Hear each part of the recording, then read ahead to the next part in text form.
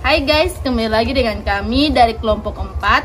Saat ini kami akan mempresentasikan tentang prosedur pengujian konsolidasi.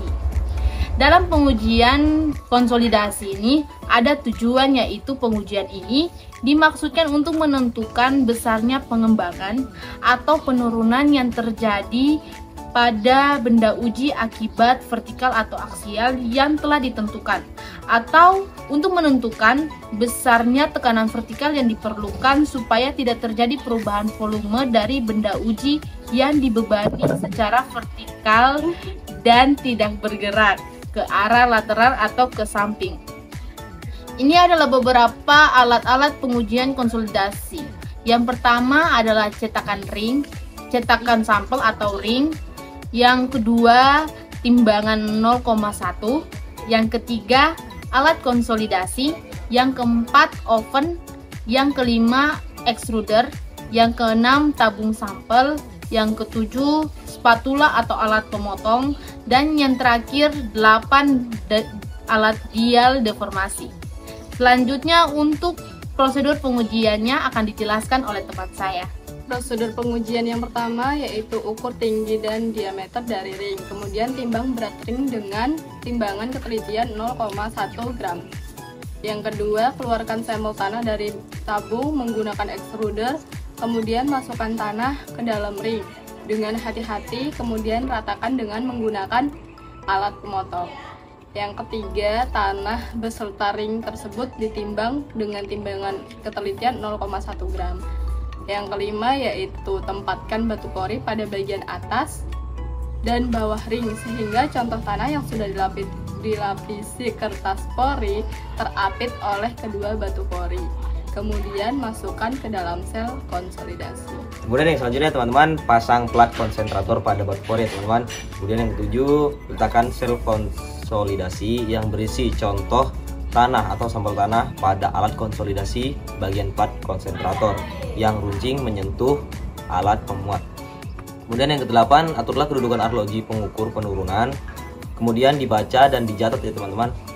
Kemudian yang kesembilan, pasanglah beban pertama sehingga tekanan mencapai sebesar 0,25 kg cm persegi.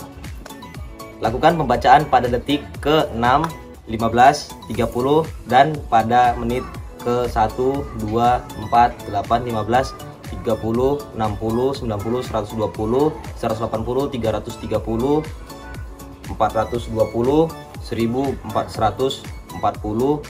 Setelah beban dipasang sesudah pembacaan 1 menit konsolidasi diisi air teman-teman. Kemudian yang ke-10, setelah beban bekerja 24 jam, pembacaan arloji yang terakhir dicatat. Pasang beban kedua sebesar beban pertama sehingga tekanan menjadi 2 kali lipat ya teman-teman, seperti pertama. Kemudian baca dan catat arloji seperti pada prosedur yang ke-9 ya teman-teman. Baik, untuk yang selanjutnya yaitu kita mengulangi prosedur yang ke-9 dan ke-10 untuk beban-beban yang selanjutnya.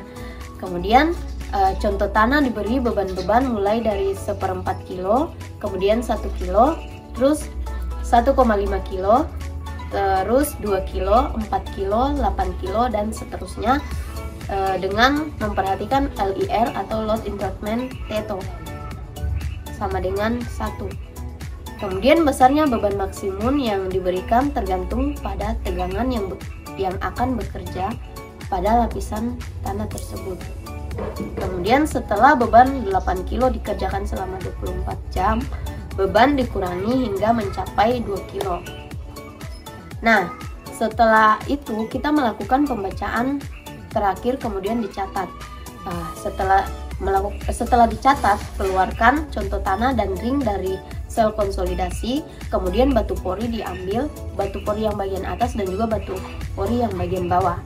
Setelah itu, timbang ring yang berisi contoh tanah dan bersihkan dari genangan air yang terdapat pada sel konsolidasi.